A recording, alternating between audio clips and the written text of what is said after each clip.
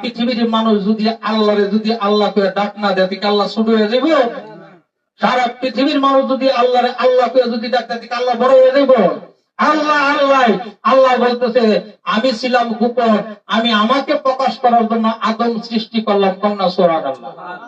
আল্লাহ তাআলা আদম সৃষ্টি করলেন, আদম সৃষ্টি কইরা আল্লাহ তাআলা সেখানে নিজে যায় গোপন হয়েছে। সুবহানাল্লাহ।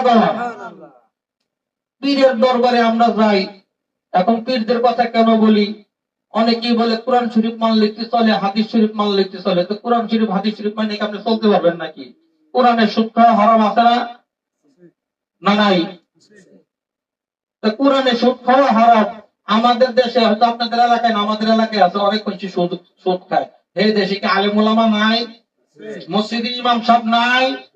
আছে। তো এদেরকে হেরা সুদের ওয়াজ করে না, করে এর মধ্যে তাসির না। তার কারণ কি?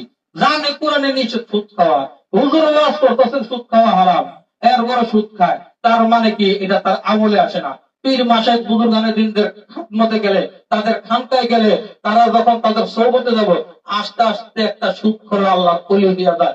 না সুবহানাল্লাহ।